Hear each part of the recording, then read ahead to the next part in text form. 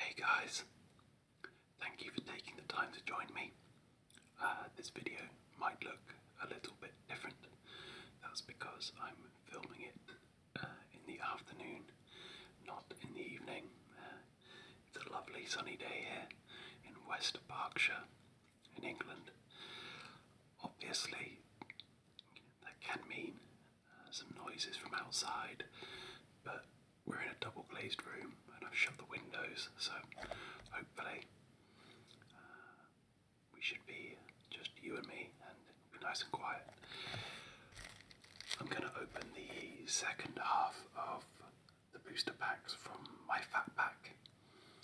I really am hoping to do some non-magic opening videos, but it's just finding the time, and honestly I just really want to get these open for me as well because I'm excited about them, and then I've got some cool ideas and I'm going to start putting those together and getting those out really soon, so hopefully they'll be enjoyable.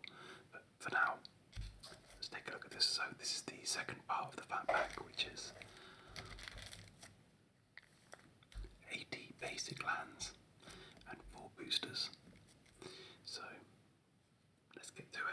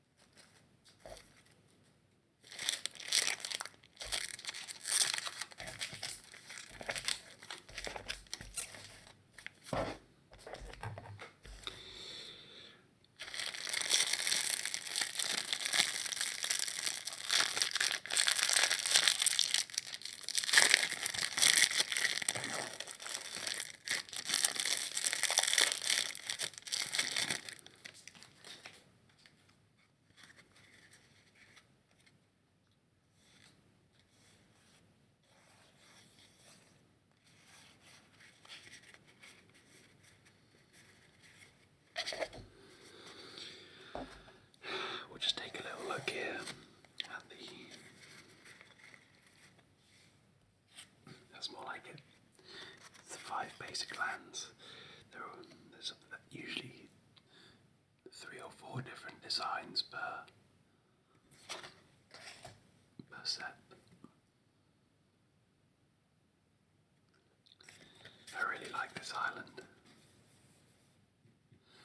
I might have actually shown it in my last video, but I don't know, it's just really, I don't know what it means, but it's provocative, right? And it's a very cool swamp as well.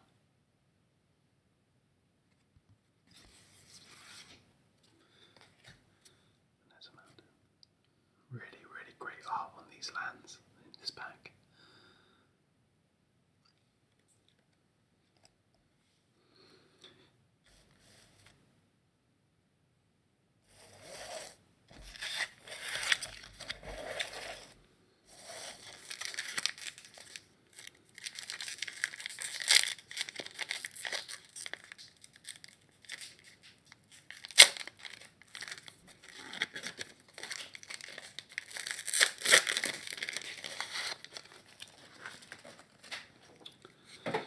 So as I've done on larger scale booster openings before, I'll probably, jaunt through the commons, pick out anything that's interesting, and then give full attention to the uncommons and the rares. So here's the Lightwalker. I think we saw that previously. The sun's starting to creep in as it's about 3:15 here, so the sun's starting to get lower, and hopefully it won't be too intrusive. Let me move this gear.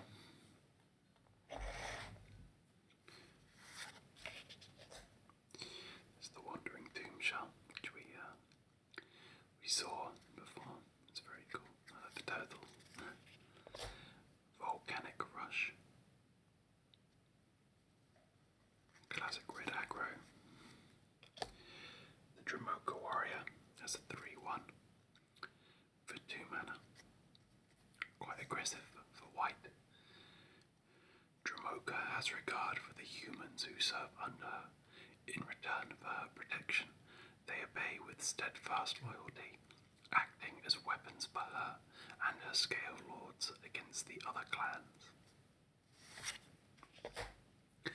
The Colossedon Yearling. It's 3 mana for a 2/4 for a big boy.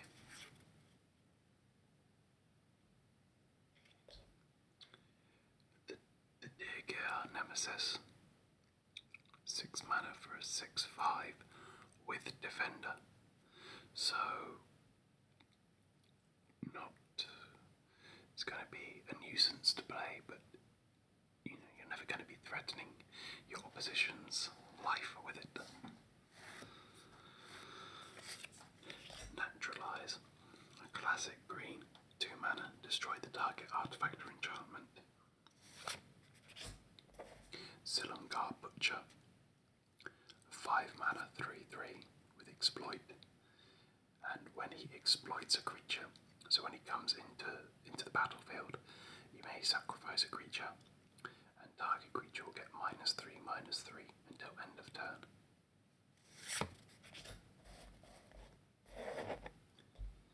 Shape the Sands. 1 green mana, target creature gets +0/+5 and gains reach until end of turn.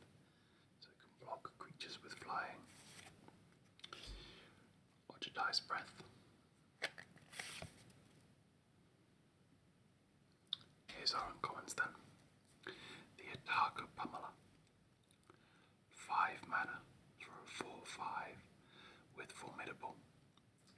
So if your total number of creatures are 8 or greater, so with him on the battlefield you only need another 4, you can pay 5 mana. Each creature you control can't be blocked this turn except by 2 or more creatures. Here's Roast. 2 mana, deals 5 damage to target creature without flying. Obviously there is a prevalence of flying creatures at the moment. There are a lot of dragons, but especially against a green deck it can have a lot of land. Battering rams like the Siege Rhino. There's the Roast. The Dragonloft Idol.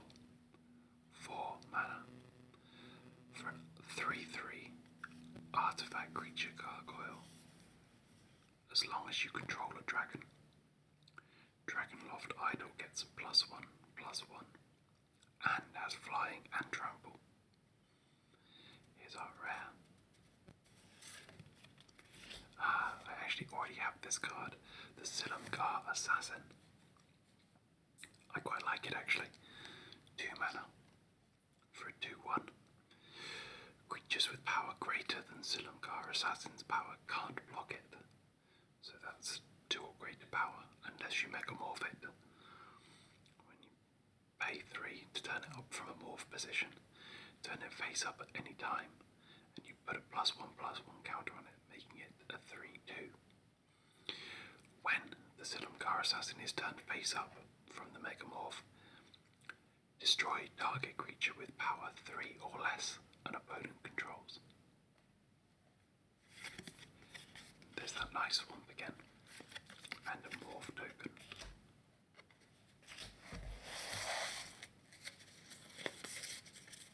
There you go.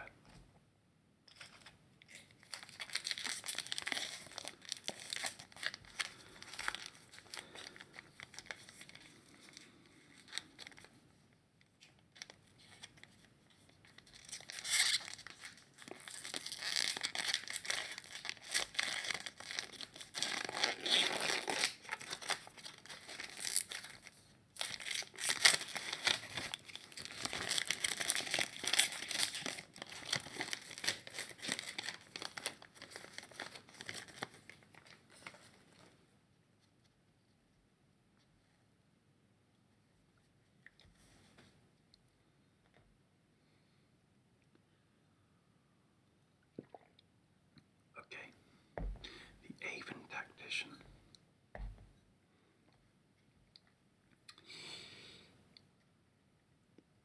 Again, +1/+1 counters really are White's name of the game, this expansion.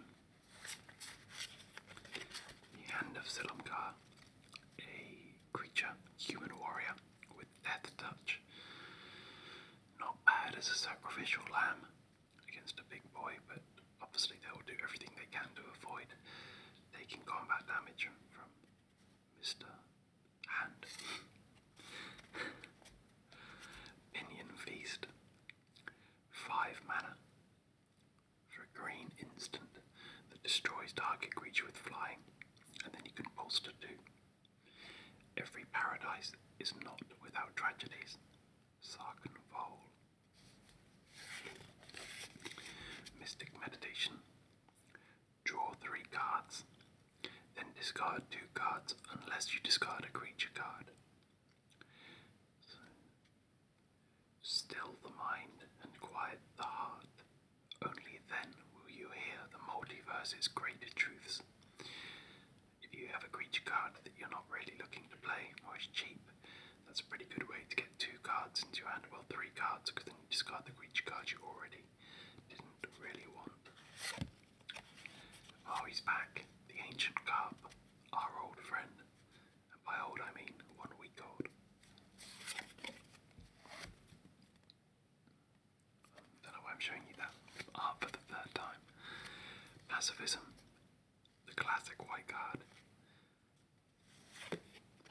Epic Confrontation.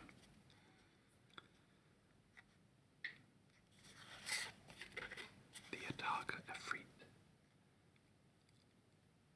That could be 4 mana for a 5/1, or you can megamorph it. And when it's turned face up, it will deal 1 damage to target creature or player. The Foul Tongue Shriek. 1 mana. Is an instant black.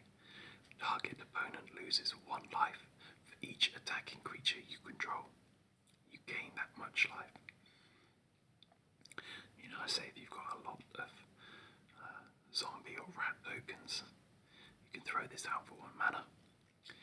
You could deal, put quite a nice gap between you and your opponent. Because, say he loses 5 life, you gain 5. That's a 10 life point difference. It's quite strong actually, I think that. But I'm often wrong in those instances. Here's our uncommons then. The Virulent Plague. 2 mana and a swamp. For a black enchantment. Creature tokens get -2/-2. This pestilence robs us of glorious death in battle. We starve to death with full bellies and drown, trying to slake our unnatural thirst. Gerai Hate Singer, a Colligan warrior. So, again, against a big white token deck or any kind of token deck, this will really, really crush. But then at the same time, you're not going to want this in a deck where you yourself control tokens. It has its place, I suppose. We got a dragon here. The Savage Ventmore. 4 mana, a mountain and a forest to get a 4/4 flying creature. Whenever Savage Ventmore attacks, add 6 mana in the form of 3 mountains and 3 forests to your mana pool. Until the end of turn, this mana doesn't empty from your mana pool as steps and phases end. I love getting more mana. Who doesn't, right? It's all about getting more mana. And that will give you 6 mana to use in the phase after your attack phase, to cast new spells. That's very cool. The Kasi Deceiver. That's 2 mana for a 0/4 blue creature who you can tap to add 1 to your mana pool. Spend this mana only to cast a face down creature spell. Pay a mana cost to turn a manifested creature up, or pay a morph cost. So that's going to want to be in a morph deck, very obviously. Here's our rare then. Zergo Bell Striker, 1 mana for a 2/2. Red legendary creature, an Orc Warrior. Zergo Bell Striker can't block creatures with power 2 or greater. Dash is 2, and then you can bring him into battle.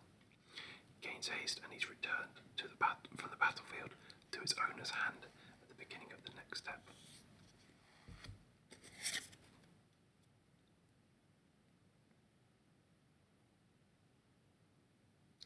And hey, how much were we saying that Foul Tongue Shriek was cool? Here he is, in foil form. Don't know how well you can see that. Maybe if there you go. I think that's in the camera. Nice and shiny. There you go.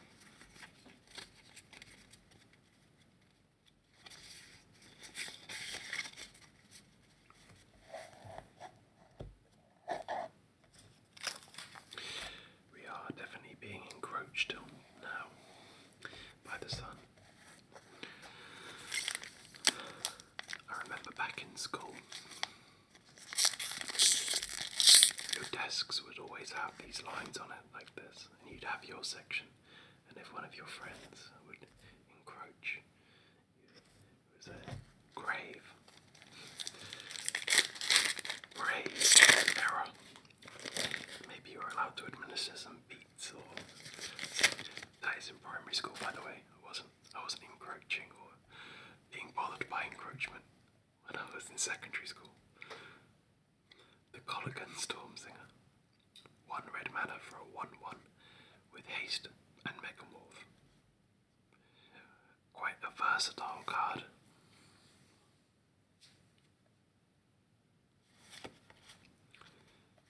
Coat with Venom, a classic. 1 mana for a black instant that target creature gets +1/+2 and gains Death Touch until end of turn. The Student of Ojutai. Shambling Goblin. That face, right?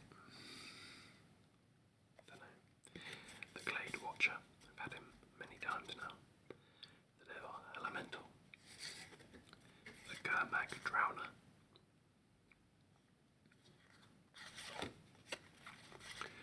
Ojutai Summons. 5 mana. It does only get you a 2/2 black Jin Monk creature, but you can rebound it. If you cast this spell from your hand, exile it as it resolves.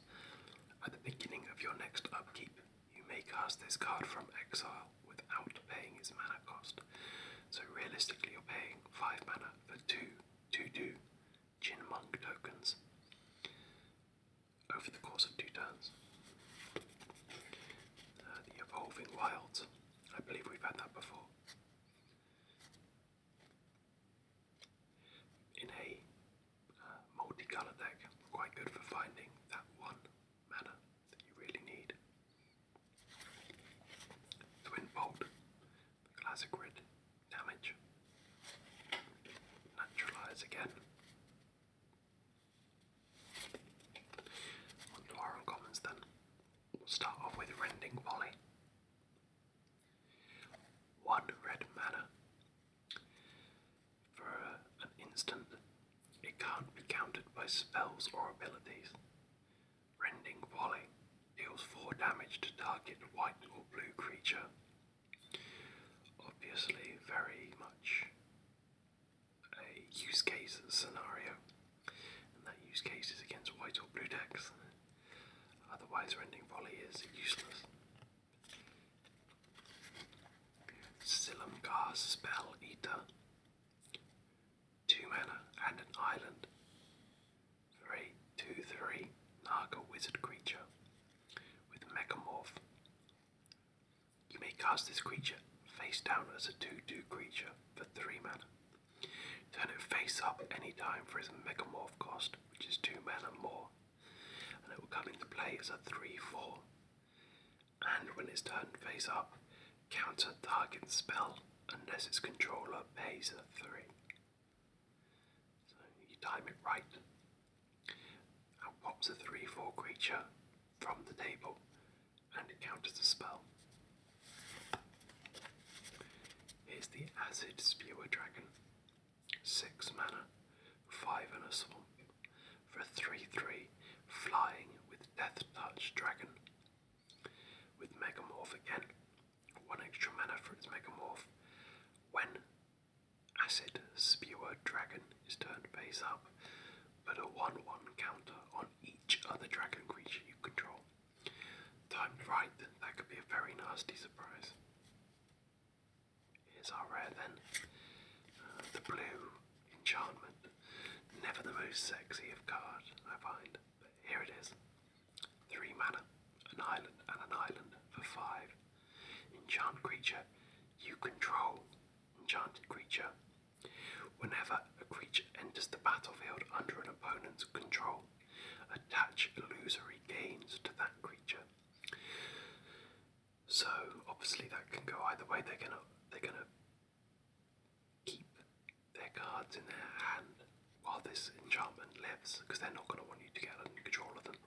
But if for a couple of turns you can get their big dragon before they play their garbage 1/1, then it could be quite strong. A forest. And a Jin Monk token.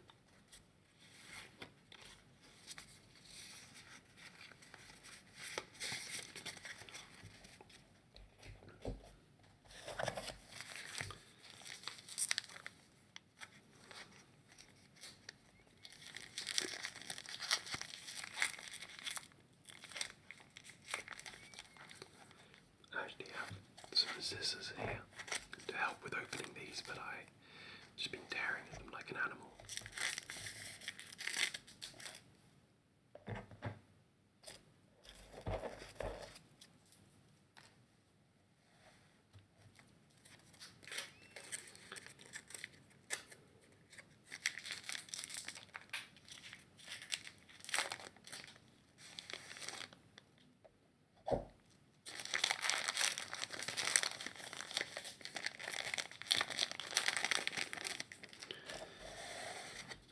On the back here, Magic Origins launches July the 15th, 2015. I think I'll try and get to Origins pre-release actually. I think that sounds like a good time. July 17th, so that's almost exactly 2 months from today. No, it's not. It's 3 months actually. It is April the 18th today. The Kazi Sadist. That's cool art.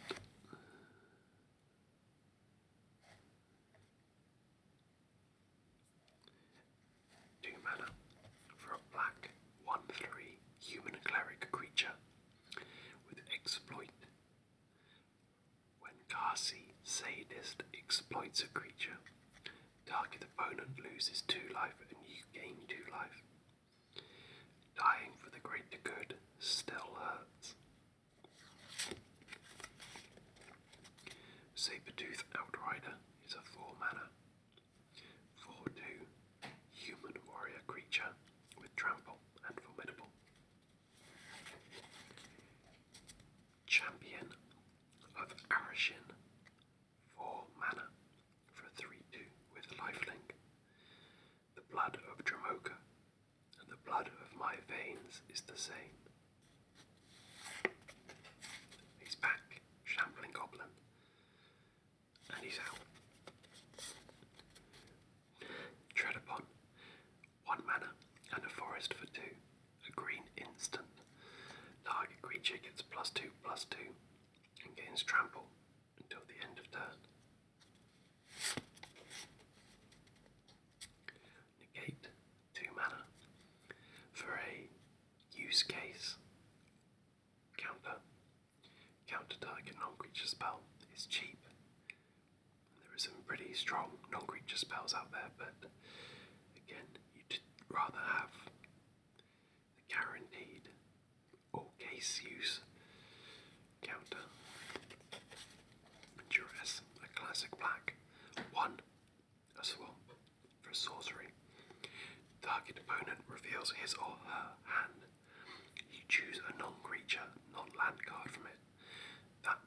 discards that card. Sargon was eager to take vengeance on Zergo until he saw how lowly his old foe had become. Another Shape of the Sands. Another Ogitai summons. The Ancestral Statue. That looks like it's been inspired by Shadow of the Colossus, the PS2, PS3 game. I think it was on PS2 and then it got re-released on PS3. 4 mana for a 3/4 artifact creature column. When Ancestral Statue enters the battlefield, return a non-land permanent you control to its owner's hand. The mage awakened the statue in hopes of learning the lost lore of her clan, but the statue was interested only in war. Inspiring Call is a 2 mana and 2 any mana and a forest for a green instant uncommon. Draw a card for each creature you control with a +1/+1 counter on it. Those creatures gain indestructible until end of turn damage, and effects that say destroy don't destroy them. Sorry for kicking the chair just before that card. Never what you want to hear. 4 mana for a 2/4 human shaman creature with vigilance. Formidable. Tap. Add 3 mana to your mana pool. Activate this ability only if creatures you control have total power 8 or greater. They whisper of an ancient hero who saved the dragons of their world. The Orator of Ogitai. 2 mana for a 0/4. As an additional cost to cast Orator of Ogitai, you may reveal a dragon card from your hand with Defender and Flying. That's kind of in there. I suppose because this comes first. If you're going to pay this cost of revealing a dragon card, when Orator of Ogitai enters the battlefield, if you revealed a dragon card or controlled a dragon as you cast Orator of Ogitai, good lord, draw a card. Didn't even feel worth reading. The Ire Shaman is our rare, and it's a 2 mana, 2/1, red Orc Shaman. Ire Shaman can't be blocked except by 2 or more creatures. It does have Megamorph, and if you pay that, when it's turned face up, exile the top card of your library. Until the end of turn, you may play that card. So you'll only want to be Megamorphing if it's quite cheap to Megamorph. You only want to be paying that when you have the mana spare to play, hopefully what comes up. And then a mountain. And a zombie token. Always into that black art. Okay, so the cards we pulled, I would assume those are all destined to be bulk rares. They're nothing particularly special, but it was good fun anyway, right?